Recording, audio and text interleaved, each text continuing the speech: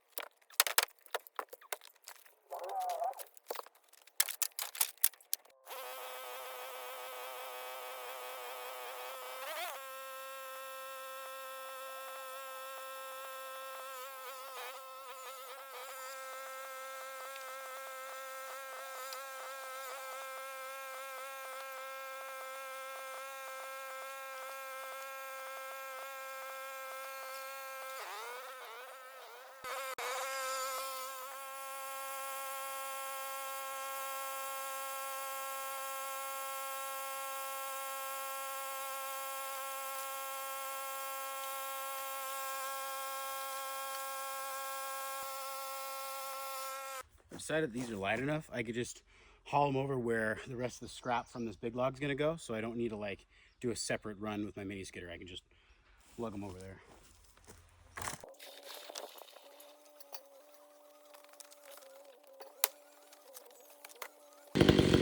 I just sharpened that chain on my 500, but those stumps have been pissing me off. They're in the way, so I'm gonna cut them down anyway.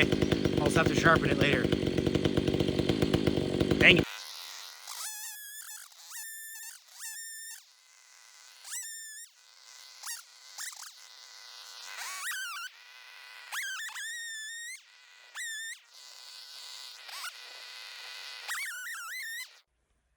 I don't think I actually hit a rock, or at least not enough to dull this thing noticeably.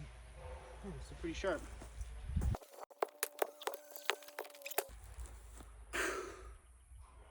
Now I can set up the mill. These are gonna be shelves for my wife's business. That pile over there, which you probably can't see is off camera, is a burn pile. It's on top of a big stump that I've tried to burn multiple times and it never burns. So I'm just gonna pile a bunch of shit on it to burn it in the fall. And then all this is gonna be chipped with my chipper for a fire starter. I think I'm gonna swap blades on this thing before I even start this log. It's like not quite very dull, but I'd rather just change it a little bit early instead of getting it super dull and then it's hard to get sharper. If I lose the hardness in the blade, it might not work great. So might as well just change it now.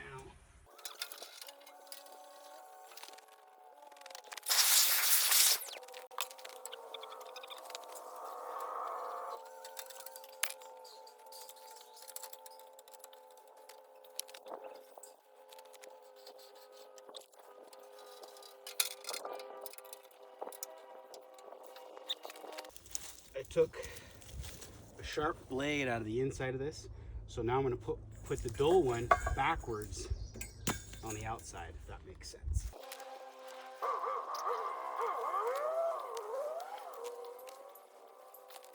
I know this one with the teeth up towards the opening is dull. I'd like to show you how I turn a big ass log like this manually. If I keep rolling it, it's gonna go like this up on my bunks and it's gonna be way too far towards the mill head.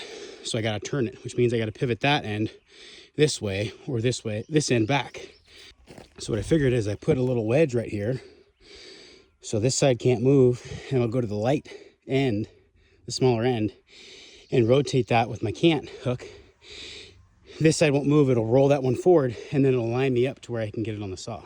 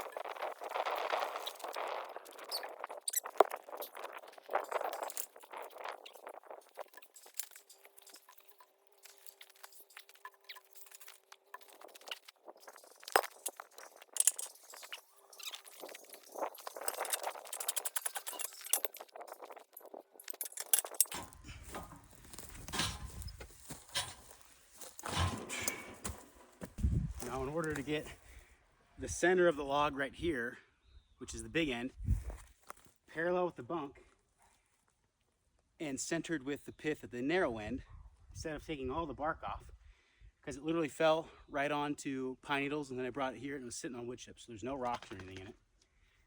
So what I'm gonna do is take my draw knife and just get rid of a bunch of bark right here, about 1 inch deep, probably about 1 inch deep here, and then maybe a 1/2 inch deep here. And then I'll just rotate it on the bunks, and then it'll be about level. It'll be a bit more level than it is now.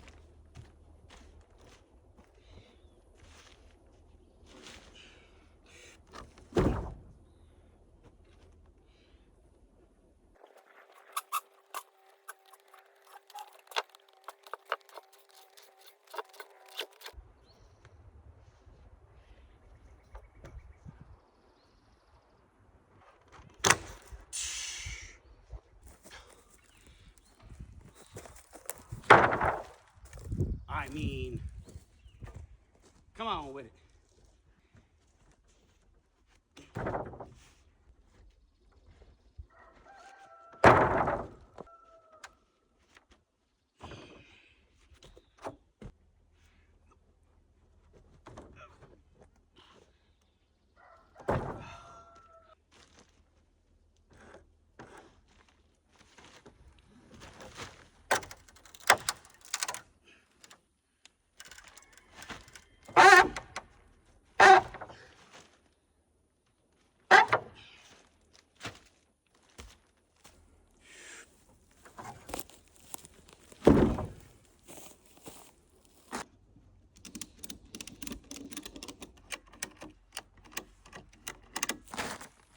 I don't have any more of those little eyelet things for the middle, so it'll be fine for a couple of days until I go get one.